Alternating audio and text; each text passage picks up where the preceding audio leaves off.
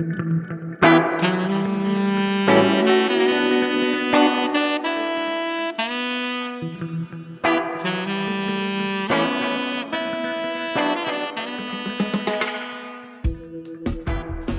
listening to the Speaking Tongues podcast. I'm your host, El Charisse. Each week, I sit down to a conversation with multilinguals where we discuss and celebrate language, life, and culture through our own perspectives. Episode 99, Speaking Thai.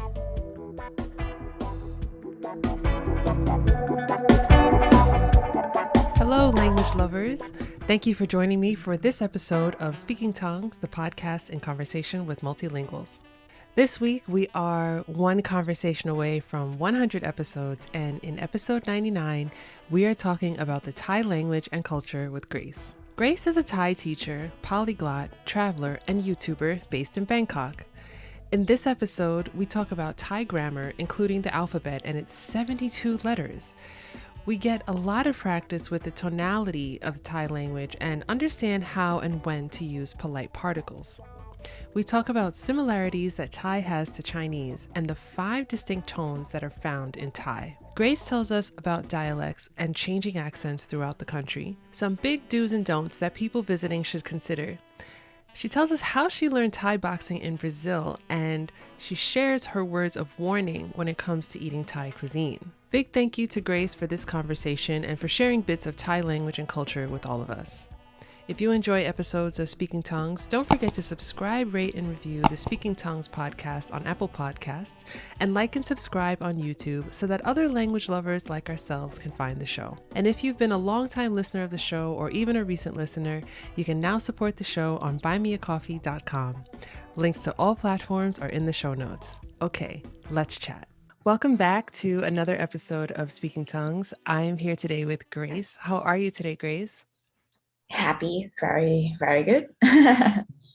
You're happy. I'm happy too. I'm happy to have you on the show, and I'm happy for the first time that we're going to be talking about Thai. It's been how many years I've been doing this show, and I haven't had an opportunity to talk about Thai yet. So I'm really, really excited to learn from you and to talk about your language and your culture today. Thank you. I'm glad that I'll get to share about my culture, my language. Yeah. I like to start each episode with the same question, and that is, what is your first language and which languages have you learned to speak? Yeah.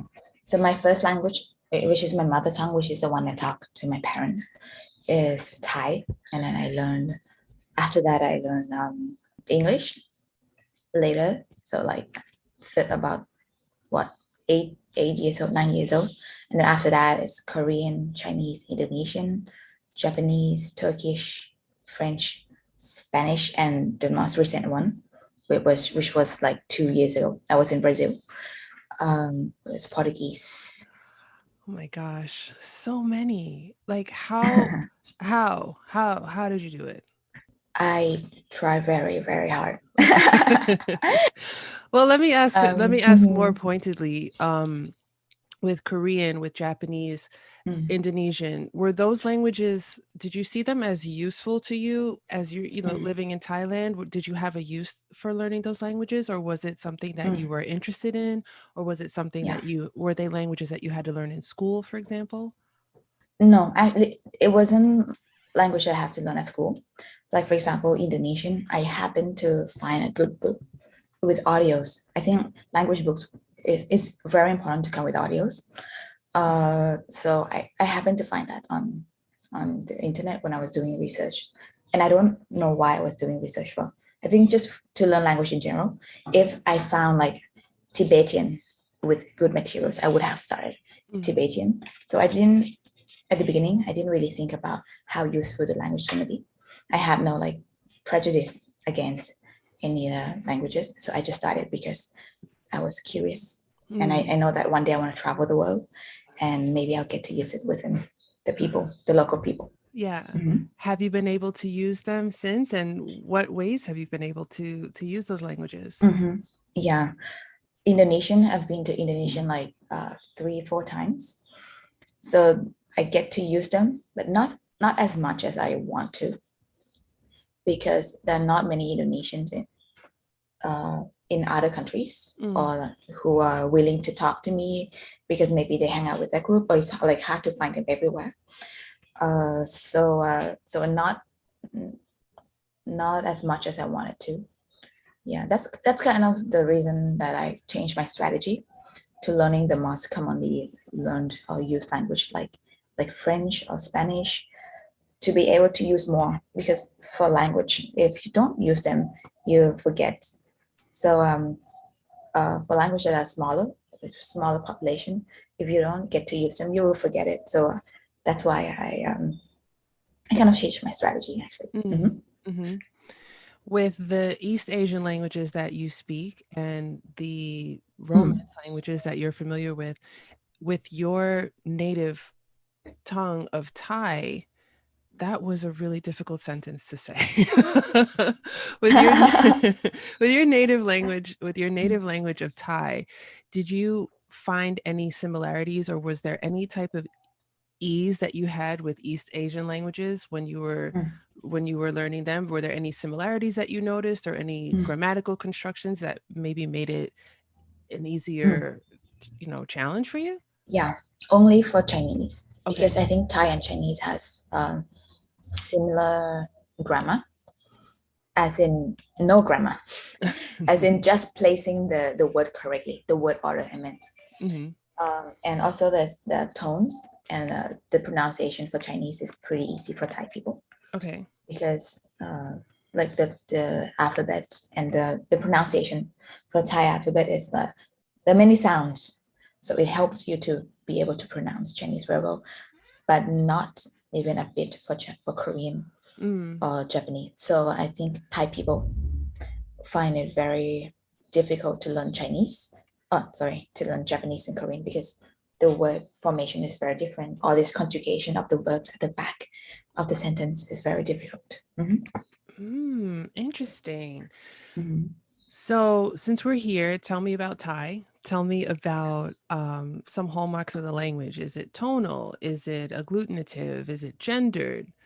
Tell us how we form sentences and tell Mm. us about any particular greetings that maybe we'll find in the Thai language.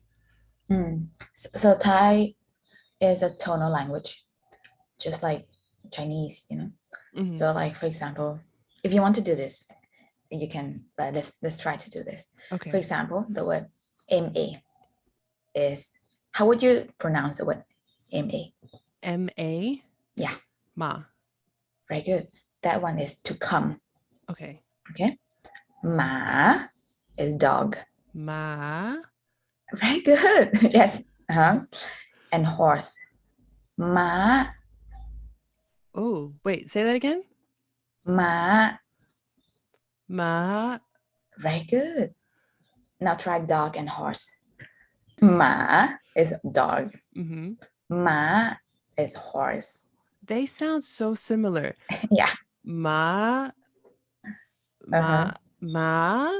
Very good. This one is dog. Okay.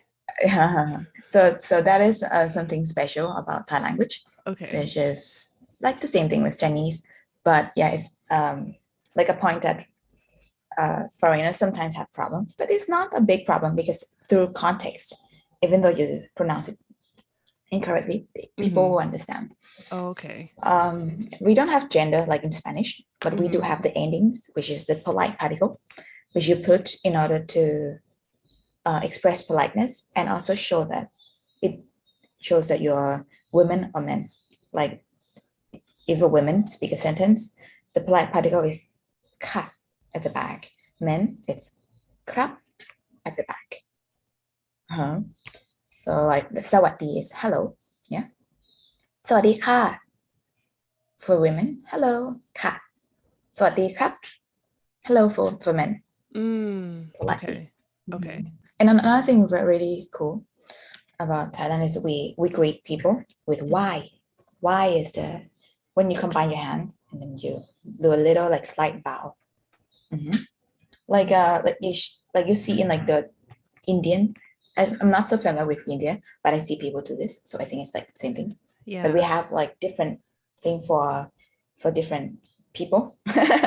So like parents, so that's something like this. And for monk, going up a little bit, the monk for Buddhism, yeah. And like for the king, up like that.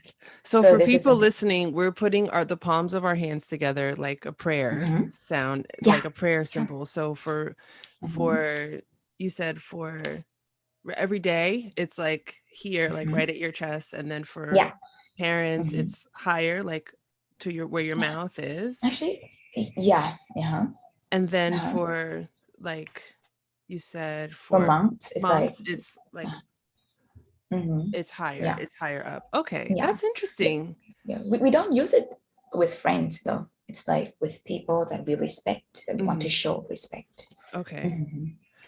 Oh my Yeah. goodness. I'm still stuck on dog and horse and how they sound so much alike. Yeah. Yeah. I think I'm going to be practicing that for a while because it was hard for me to like really even hear the difference in the two. So Mm. I'm going to take that one slow and practice that one. Yeah. I think it takes time to get used to like what that much difference really It's so change the small. meaning. Yeah, I yeah. think as an English speaker, you're not used to that, changing in tone, change the meaning. Hmm. Mhm. Is it that close in Chinese also? Did you find that when you were Yes. learning Chinese? Oh, Yeah. wow. Oh Mhm. my gosh. I admit I'm a little intimidated by tonal languages. I find them fascinating, but it's like it's not like something that I'm afraid of or I think is like scary, but it's just like I think because I understand how important it is to listen, right? It's like Mhm. so important to listen, but I think that when we're learning another language, we often feel like we don't want to just repeat after what somebody says because they feel like we don't want the person to feel like we're making fun of them or we're mocking them, right? Mhm. So when you're learning a tonal language, like you actually have to repeat like the exact intonation to learn it. And it feels a little bit like I guess, as someone who doesn't speak a tonal language, I feel like, oh my God, she's gonna think that I'm making fun of her or I'm mocking the way that she talks. But like, no, like I have to get over that and just, Mhm. just say it. It's like, do you ever encounter that with the people that you teach? Like that kind of not Mhm. intimidation, but that kind of like reluctance to like copy right after what you say? Yeah. Like usually uh like actually my boyfriend is American and he started learning Thai with me. And he likes to talk in like monotone because he's not used to like putting the sound up and down so much. It's like and like as a man, sometimes he get like embarrassed, I think, maybe, to like put the sound like อะไรหรอ like what is that? It's like อะไรหรอ something like very Mm, monotone sometimes, um, because they are afraid to make the change in the sound because they might sound like stupid in mm, might sound stupid in English if you just right. put the sound up and down like that. Mm-hmm. Mhm. It's really interesting how we're conditioned, I think, Mm. everybody's conditioned to tone. Like we all understand what tone is, but I think it's really cool to have it be like, Mm. in a language and to have to use it. Yeah, I think one thing about like tonal languages, I think it helps the language to be shorter. Like for example, there can be more meanings in short letters. That's why I think the reason that, let's say, one sentence of English, to get the meaning, okay, Thai will be shorter. Mm. Like where are you going in Thai? จะไปไหน you know um, like what is your name ชื่ออะไร Hmm. Mhm. Something like that. Right. I like it. Quicker. Yes, to the point. To the point, No beating exactly. around the bush. I took a look as I was researching for this conversation. I took a look at the Thai alphabet, and Mhm. number one, it's gorgeous. It's absolutely beautiful. Um, I would love to know about how we infer tone through Mm, writing in Thai. Like, where do we see punctuation? Well, first of all, I guess tell us like how many letters there are, how many vowels, consonants, but also how do we get the tone? How do we mm. accent the alphabet in Thai? Okay. So in English, the vowel plus consonant. So the vowel are like A, E, I, O, U. Okay. Mhm. Because I think some of the English speakers don't even know. That's why I'm explaining this. Thank Really, you. really, like my students. Okay. So in total, 24. But Mhm. in Thai, there are 72 72 in what? total. Yeah. 72 in total, consonant plus vowel. So 44 consonants, Okay. 24 vowels. That's why there are many sounds. So it's like separated Wow. into 12 long vowels, Mhm. 14 short vowels. And the Okay. consonants, they're separated into classes. They're separated to help with the reading.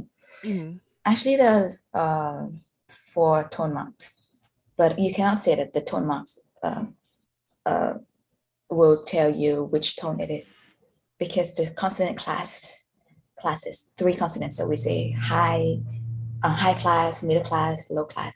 This also tells you which tone it is. So I have to say it's a bit difficult learning Thai writing, but I think it's worth it. I think it's fun. I mean, I think like Thai alphabet is so much better than Chinese because Chinese you have to memorize everything. Oh my god, you're wasting so much time. For Thai, you try to memorize it maybe 1 month, 2 months. My boyfriend did it in 1 week because he tries really hard, Bravo. and it like it sticks, and after that you can read. So it's Mhm. not a character. It's not like you have to memorize Right. 2,000 characters. Mhm. Yeah, and so if you let me tell you the tones, the 5 tones. Okay. Let me use the example of ma. Okay, ma. Okay. Ma. Do you want to repeat after me? Of course. Ma, Ma, ma, ma, ma. ma, Low tone. Very good. Ma. ma, Nice. Ma, ma, ma. ma. Very good. So it's mid tone, low tone, falling tone, high tone, rising tone. That is You have a very awesome. good ear. I mean, you can copy exactly what I said. So very good. Except for the low tone. The low tone, I gotta work on Yes. that low tone. How does the language itself change throughout Thailand? Or are there other languages spoken in Thailand, maybe minority languages or indigenous languages that affect how the language is spoken regionally throughout the country? Mhm. So like there's one main language which is the standard Thai, which everybody knows how to speak. But if you go to the north, you go to like the northeastern and the south, you will hear other dialects as well. Okay. Um, but everybody knows how to speak the main accent, which I know how to speak. So I have always wanted to learn the dialects, but it's so hard because no one would speak to me in the dialect. They're Mm, like, "Why are you learning the dialect?" Because they always switch back to me, and when they talk to their friends, they use their own dialect. mhm. So it's kind of like, yeah, we have differences in dialect, but it's not like you will not. It's not like they will not understand you because this is the one that is taught at school, the one that is used in Bangkok, the main city, um, is the main accent. Do you understand the dialects when you hear them, even if you can't communicate in them? Um, like the dialects and the main Thai accent Mhm. uh, share vocabularies. I think most of the vocabularies are the same vocabularies. Just the accent. I think just getting used to accent and learning new words. Some words that they use differently. Ah, I Um, see. yeah, Do you I have an had an. example Mhm. of like different words that are used in other parts of Yes, Thailand? yes, I do, but I'm not the best at this. But "ทำอะไร" is what are you doing? "ทำอะไร." Okay, but in the I think it's northeastern. It's Tham Yang. It's so Amalai different. Tham Yang. Uh-huh. Mm-hmm. But through this like movies and some songs, I think it's all like it's all it's like we heard it before, and it's kind of not that so hard to understand. It's like yo, what's up? It's the same with hey, hi, how are you? Yeah. Now, I know Bangkok is a big city, and I know that big cities often have sort of their own vernacular. They have their own way of speaking, way of slang, if you will. Is that the case in Bangkok? Is there like a version of Thai that you would maybe only hear in Bangkok? Only one thing I can think of is we like to end our sentence with "pa." It's a question. Mm. So the standard would be like "ใช่ไหม?" "ไหม" is like a question mark. Since we don't have like the change in, like, you want to go, you cannot put up to make it a question. So we need like our own question mark, right? So it's "ไหม?" But in Bangkok, I think I hear a lot of people, and me too, I like to use "pa." ใช่ปะ? Is it right?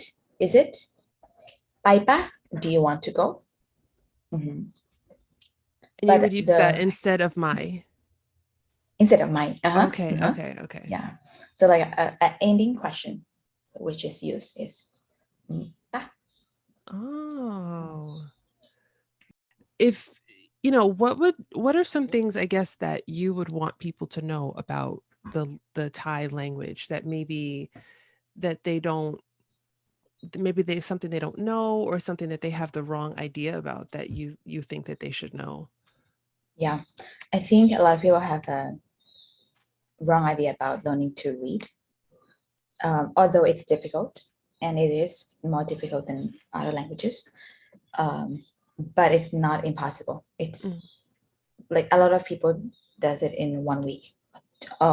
If you don't spend like 4 hours trying to learn it, then yeah, it can be like 1 month, 2 months, but it's not impossible, and you should learn to read Thai if you want to learn Thai.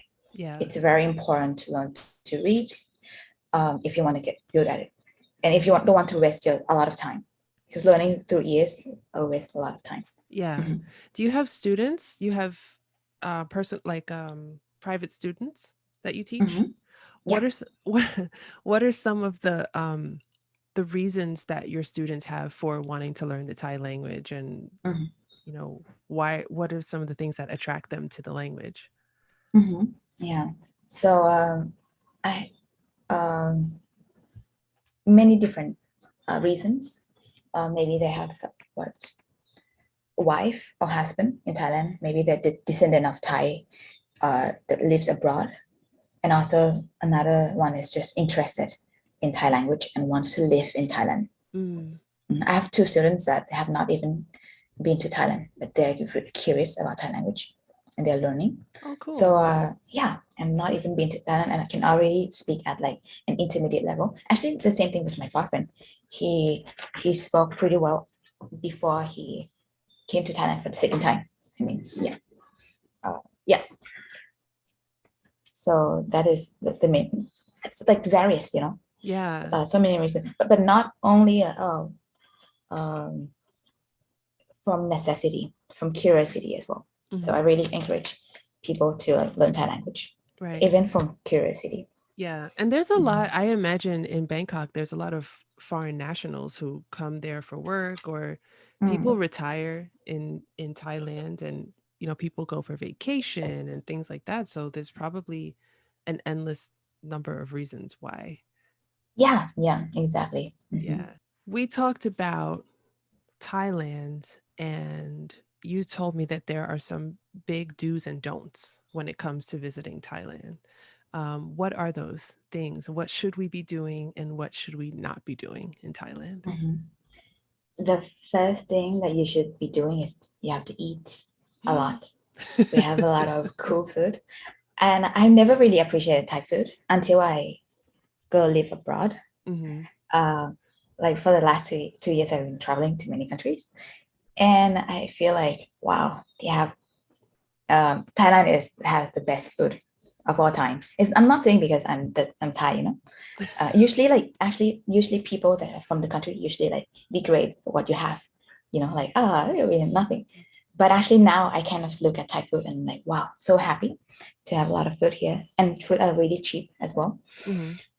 So that's why the first thing you should do is order a lot of food, and you have to say less spicy. That's the do's. Please, no or no chili in Thai.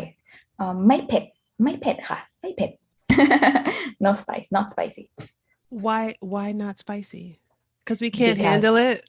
I don't think you can. That's a good warning. And I'm sure that there have been so many people who just think they can handle it and they really can't. Actually, Thai food is so spicy that for people that don't eat spice at all, you Mhm. can't even just say no spice. No, no, not spicy. Cannot just say that. You have to say, can you wash the pan? Yeah, because like the remains of chili from the last person is still make it spicy. Oh my goodness. I like it. I mean, it's good.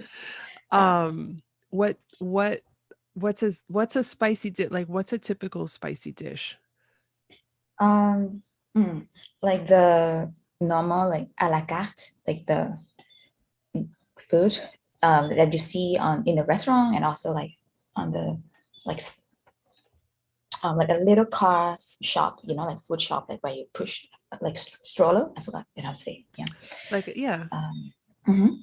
Is pad grapao, which is basil with chicken or like pork or or like seafood or anything. So this is like the main one that I like, which is pretty spicy, but really good. We eat with rice. Mm-hmm. It's called pad grapao. I will only say the do's, right? The don't Mm-hmm. is you have to respect the Buddha statue. Okay. Respect as in not like but respect as in like not do anything weird to it. For Mm-hmm. example, like it was in the news. I don't know, like some European looking guy. I'm not sure if American or where, but why am I mentioning American?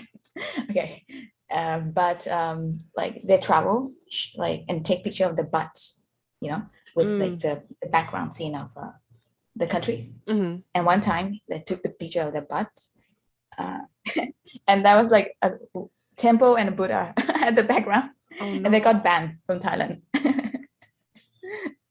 So it's like funny incident, but it's something that Thai people don't like, and they'll think that you're really like not respectful, Mm-hmm. and they won't like you. Mm-hmm.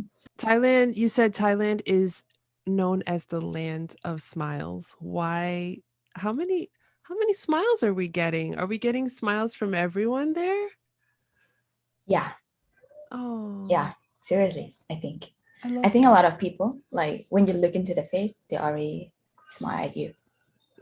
So is that like a way to greet people, or are people just like the happiest people on earth that they're smiling all the time? I think it's not the way to greet, but oh wait, greeting as in it's a way to just we're not really greeting because it's someone unknown, and I'm not gonna ask for the name as well. So not really greeting, it's like just looking, like to make our life better, I think, Mm, just by being happy. And I do think that Thai people are like content with their life, yeah. most of the Thai people. So I think that really helps, that contributes to a lot of smiles. Yeah. No, I think it's great because, there's some parts of the world, like my part of the world specifically, where people like if someone smiles at you, it's like, what Yeah. is wrong with you? Like, what are you looking at? What's your problem? So that's why I was wondering, like, what Mm. if people are smiling at you, like, what is it communicating? Is it like, that they're happy to see you? Is it part of a greeting? Is it part of or is it just, you know, Thai people are Mm. happy? Mm, mm, mm. I think part of like uh wow, part of the culture that we don't know why we're doing it already. It happens every time that you forget the roots of it. But now thinking, you make me think that maybe it came from the happiness. I think. Okay. But I totally understand when you say like in America, if you smile too much, people think that what's wrong with you? Because my sister was living in America right now, in California, and when she moved there, she smiles too much, and people think that she's like silly, like and not serious. Yeah. I think showing that you're serious is showing that you're smart. But I don't think Thai people think like that way. I think showing that you're happy, showing that you're carefree, showing that you're carefree is is better than showing that you're smart. I think that that's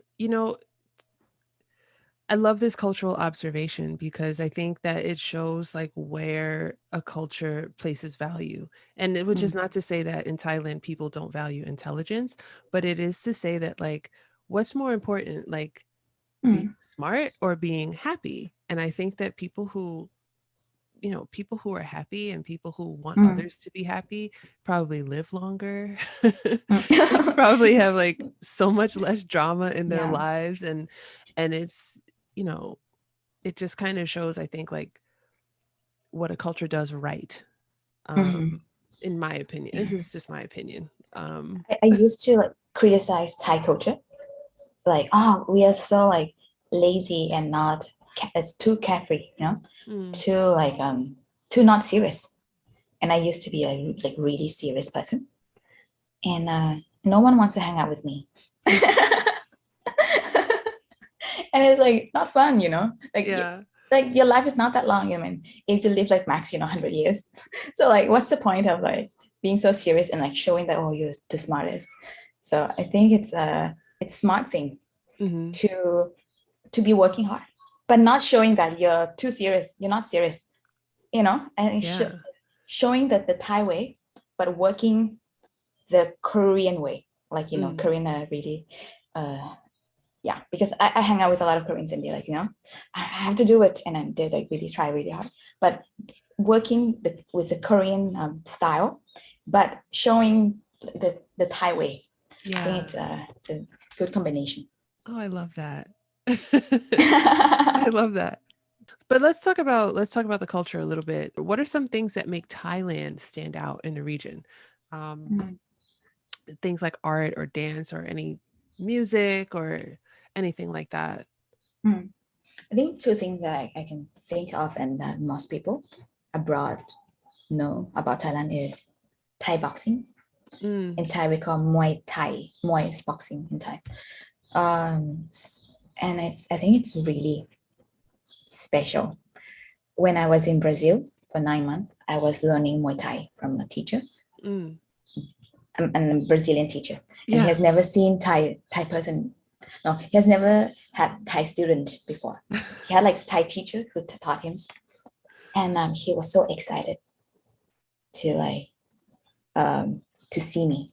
Actually, I knew him because he was teaching Muay Thai to my music teacher. I started learning piano in Brazil. Oh my gosh. And they talked about me. I think they're like, oh, I have this Thai student, and please introduce me.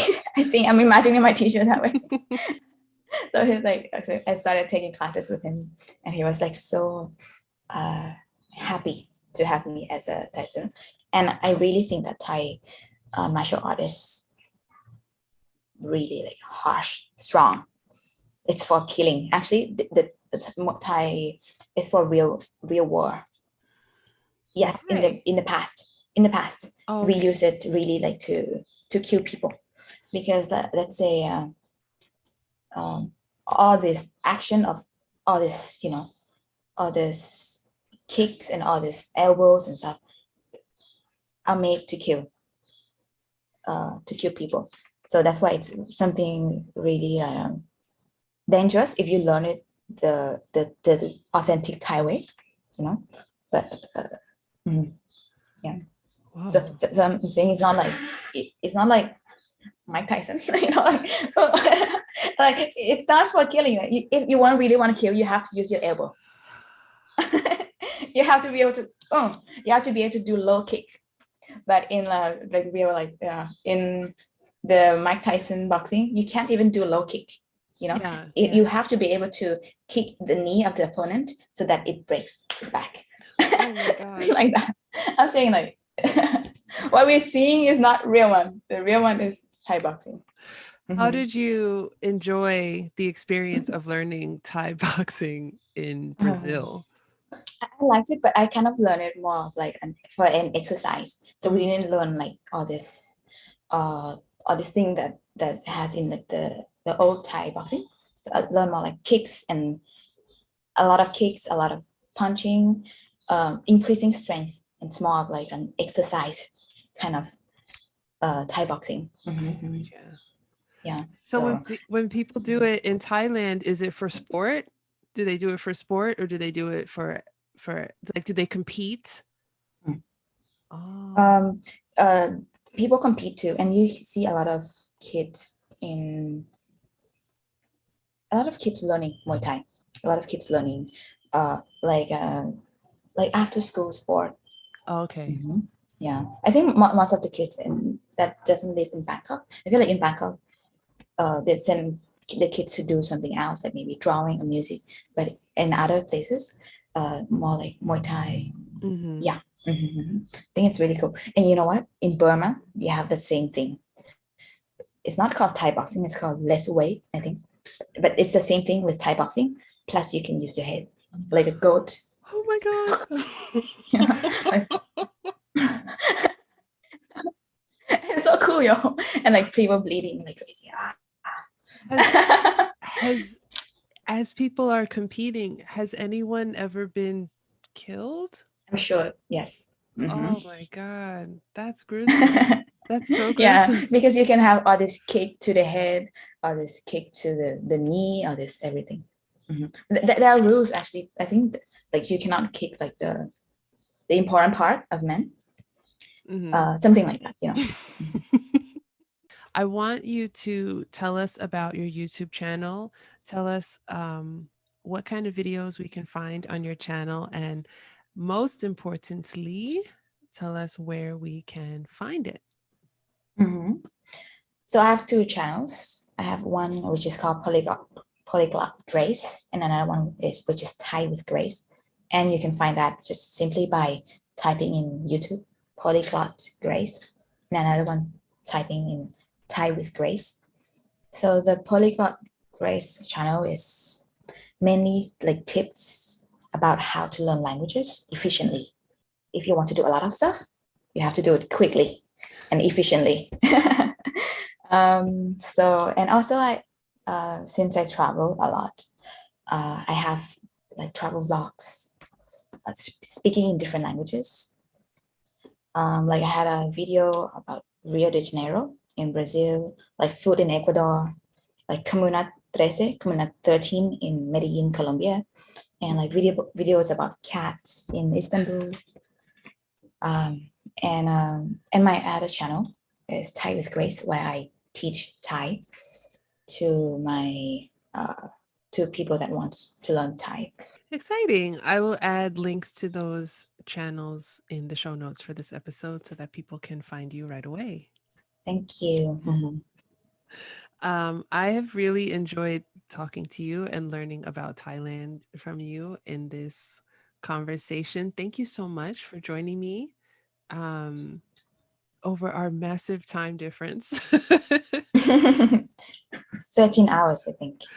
I think it's, yeah, something like that. But I like to, again, thank you for this conversation. And I like to end each episode with the same question. And that is, do you have any jokes, popular sayings, tongue twisters, cool slang words, idioms, words of wisdom, or words of advice in Thai to share and to teach us? I don't like to give word of advice because I think you guys should really like experience it and learn it. So I'm gonna end my I'm going to end with some funny stuff. I think let's say tongue twister. Okay. So, and you will do it with me. I will try my best. We're going to do it slowly. So Thailand has about, they increased the provinces. So it's about like 70 up provinces, okay, in Thailand. And this is 3 provinces in Thailand. It's just the name of the province. Ranong, Rayong, Yala. Ranong, Rayong, Yala. Try it quickly. I can't even say it. Ranong, Rayong, Yala. One more time. Ranong, Ranong, Ranong, Rayong, Rayong, Yala. Yala. Ranong, Yalong, Yala. I can't even say that. Ratnon, Radyon, Yala. Yala. Oh yeah, really good, really good. But if you do it faster. Ranon, So hard, right? It's hard. It's especially hard when I'm just like trying to also understand if I'm getting the letters right. Okay, say it one more time. Ratnong. Ratnong. Ratnong. Rayong. Rayong. Yala. Yala. Ranong, Rayong, Yala. Ranong. Ranyong, Rayong, Yala. See? Ranong, Layong, Yala. Ranong, Yala. Ranong, Layong, Yala. Ranong, Layong, Yala. Ranong, Layong, Lala. And I can't. That's so those are just the names of 3 provinces, you said? Yeah. Okay.